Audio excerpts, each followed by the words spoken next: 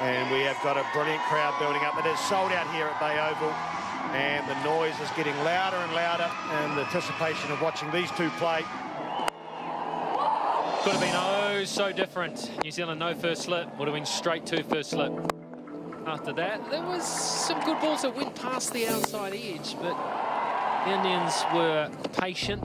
They weathered, it wasn't really a storm early on. They just got themselves established, and once the hardness of the ball had been taken out, or the hardness of the seam and the shine had come off it, they were into it.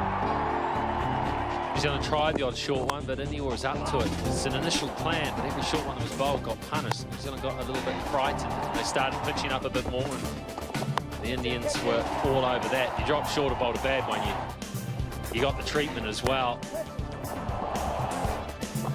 It was the lesser bowlers, let's say, who struggled the most. Both batsmen going past 50.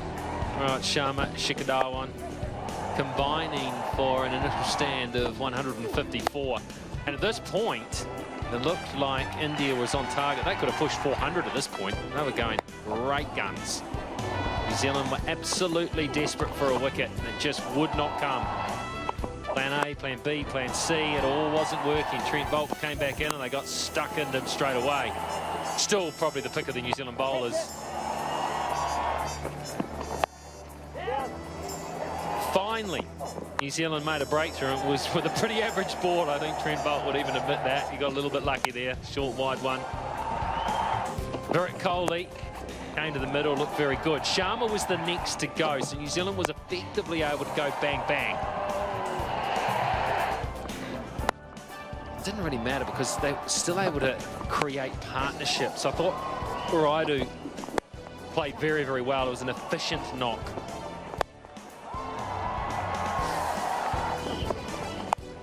And with Virat Kohli, they were really taking it to the New Zealanders. The run between the wickets was good too. You won't see any of that here. You'll see the big hits. But they were taking on the field. Then finally the short ball did work for New Zealand. That was Virat Kohli gone. And came MS Dhoni to a reception worthy of a Kohli or a Tendulkar. At this point, they were looking to get on with it. Lockie Ferguson got a caught and bowled there. New Zealand had for just a wee bit, was starting to look like they were going to finish the strongest of the teams. But the Indians had other ideas. That was not flash at all. Just a little bit casual there from Colin de Grandhomme.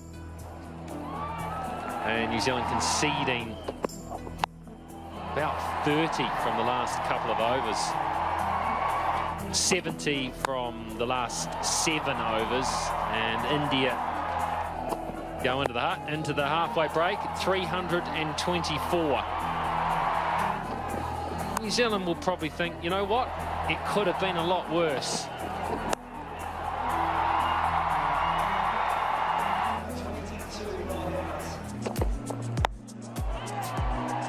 Gupta was the first to go. Just got him between slashing and running, and so didn't get it far enough. Williamson had a fantastic over where he absolutely took to Mohammad Sami. A couple of good hook shots, a magnificent shot off the back foot, trademark Williamson. And then he just dragged one on. Probably should have played it straighter, tried to go square, kept it a little low, and he was gone. Munro had a decent start, 31, before he tried to play that switch sweep shot of his, and it was his downfall. Taylor came in, and he was another one that got a start, 22, before he just inexplicably just lifted his foot in defence. And Dhoni is just lightning sharp behind the stumps. That was a nice shot from Latham. He's a good player against spin, but not so on that occasion. Totally and utterly deceived in the flight. Got him between sweeping, playing straight, and got out. Colin de Grandhomme knows only one way, and that one way was not good enough tonight. Henry Nicholls, another start. When he tried to up the rate, he was deceived by Kuldeep Yadav. That was first ball. East Sodhi just went across one too far. Maybe he thought that was the wrong, and Brace was very good. Very, very good. Played some beautiful shots. How about this one? That is absolutely sparkling, possibly shot of the match. He looked every bit the batsman, and he is an improving batsman. He's more than just a bowler who bats a bit. His first one-day international 50. So a nice moment from him, but in a losing cause, and he just didn't quite get that one well enough, and he was out. In came the entertainer, Trent Boult. Lovely shot down the ground. How about this one? Straight drive off a short ball. The strapple, they call it. Last to go was Lockie Ferguson, who had batted pretty well, actually, with Doug Bracewell in partnership. He was caught at long on, and that was the end of it for New Zealand. India won the toss and batted first. Rohit Sharma 87, Shikhar Dhawan 66. They got away to a great start, put on 150. MS Dhoni, the great finisher, was brilliant again at the death, 48. Not out so hard. He's got such a good average because he's so hard to get out. Trent Boult picked the bowlers for New Zealand, although I thought when it comes to economy rates, he showed he was unrewarded. I thought he did a pretty good job for New Zealand. Lockie Ferguson is on the score sheet there because he picked up a couple of wickets.